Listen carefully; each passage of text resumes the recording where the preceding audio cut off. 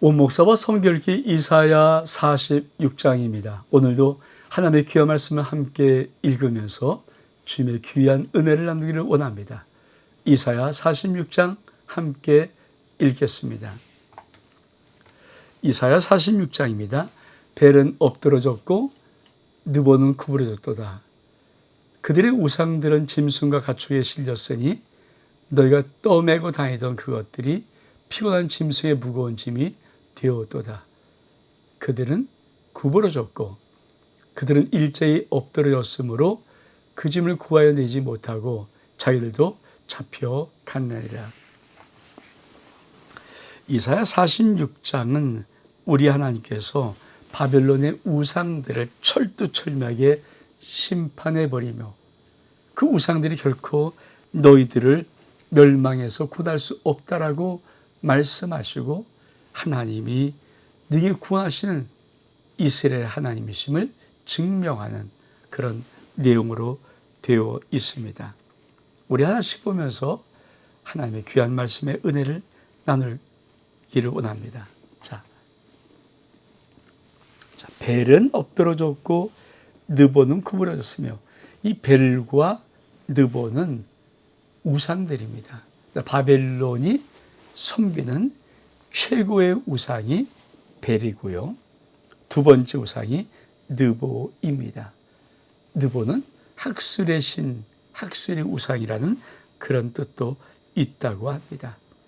근데 그 우상들이 엎드러지고 구부러졌다. 그리고 그들의 우상들은 짐승과 가축에 실렸는데 너희가 떠매고 다니던 그것들이 피곤한 짐승의 무거운 짐이 되었도다.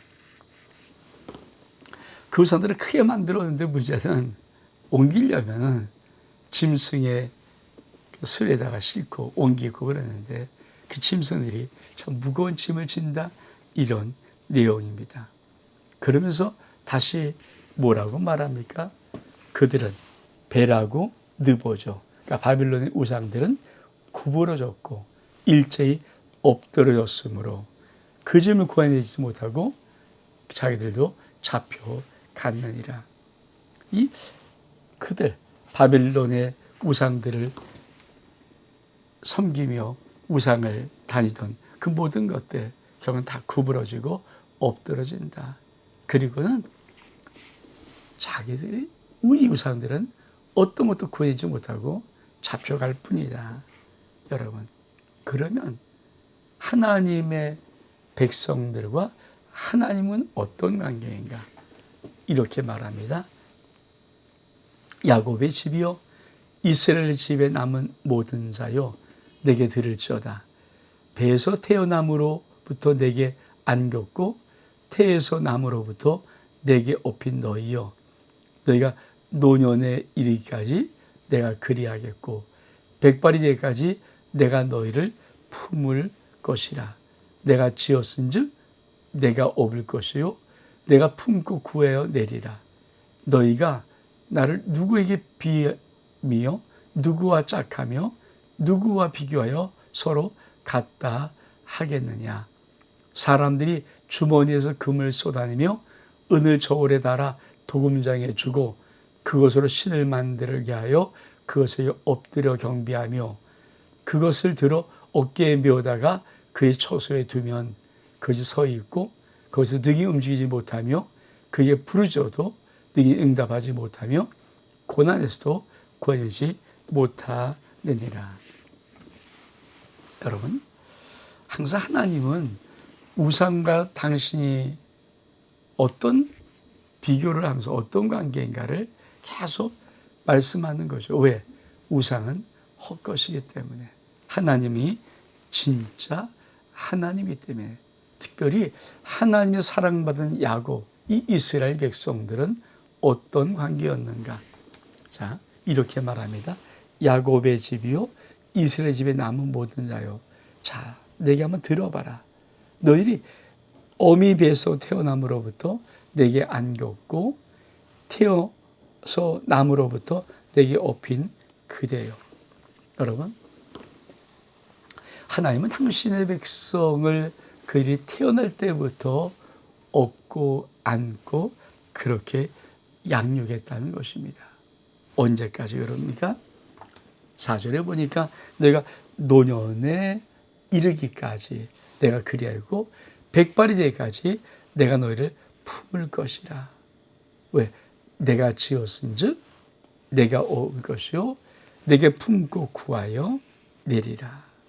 여러분, 하나님은 당신의 백성을 노년과 백발이 되기까지 끝까지 품고 끝까지 안고 끝까지 구원된다는 것입니다. 왜? 하나님이 지으셨기 때문에. 그러면서 하나님의 답답함을 이렇게 외칩니다. 너희가 나를 누구에게 비기며 누구와 짝하며 누구와 비교하여 서로 같다 하겠느냐. 도대체 이런 나를 너희는 누구와 비교하며 누구와 같은 짝이라고 그렇게 말하겠느냐. 그러면서 이렇게 말합니다. 사람들이 주머니에서 금을 쏟아내며 은을 저울에 달아 도금장에 주고 그것으로 신을 만들게 하고 그것에 엎드려 경배하며 그것을 들어 어깨에 메어다가 그의 처소에 두면 그것이 서 있고 거기서 능히 움직이지 못하며 부르짖어도 능히 응답하지 못하며 고난에서 능히 구원되지 못한다. 이 말은 뭡니까? 사람이 우상을 만드는 과정, 어떤 장인에게 금을 주고 은을 줘서 주면은 그 장인이 자 신을 만들어냅니다. 또 본주가 만들어내는 거예요. 그러면 사람들 거기서 경배합니다. 그리고 이제 잘 만들어진 우상을 묘다가 어느 처소에 둡니다. 근데 거기서 이 우상은 가만히 서 있는 거예요. 여러분, 부르짖는다고 대답하겠습니까? 고난 당했다고 구해내고 건져내겠습니까? 그런 거 못하는 거 아니야.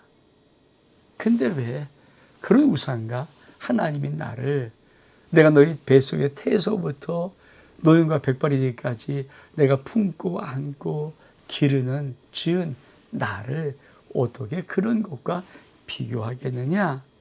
그러면서 뭐라고 말씀하십니까? 이렇게 말씀하십니다. 너희 패역한 자라 이 일을 기억하고 장부가 되라. 이 일을 마음에 두라. 넌 옛적 일을 기억하라. 나는 하나님이라. 나 외에 다른 이가 없느니라. 나는 하나님이라. 나 같은 이가 없느니라. 내가 시초부터 종말을 알리며 아직 이루지 아니한 일을 이쪽부터 이고 이르기를 나의 뜻이 설 것이니 내가 나의 모든 기뻐하는 것을 이루리라 하였노라. 내가 동쪽에서 사나운 날짐승을 부르며 먼 날에서 나의 뜻을 이룰 사람을 부를 것이라.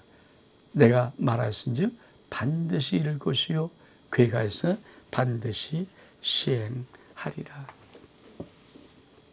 세 번째 단락에 하나님은 그리 돌아오기를 이렇게 말씀합니다.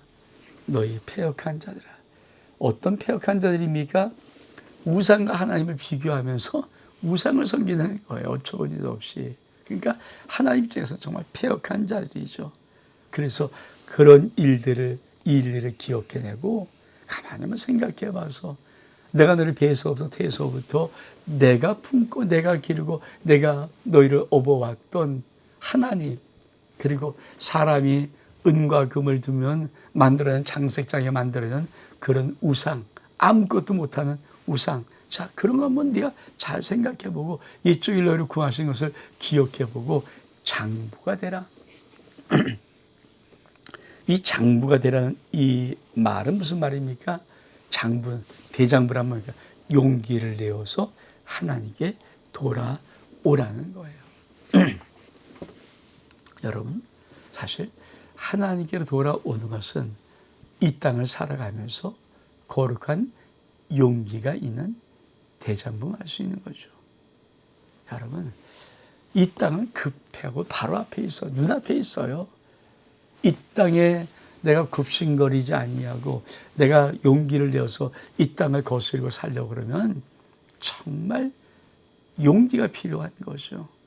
왜 많은 사람이 이 땅에 굽신거리 조그만 앞에 있는 그 아무것도 아닌 것에 그냥 목숨을 걸고 쩔쩔쩔 매면서 비굴하게 살아갈까요? 이 땅이 너무 가깝고 현실은 너무나도 정확하고 자기 눈앞에 있기 때문입니다. 근데 하나님은 신앙이라는 것은 좀 멀리 느껴지는 것 같잖아요. 그래서 장부가 되라는 거예요. 용기를 가지라.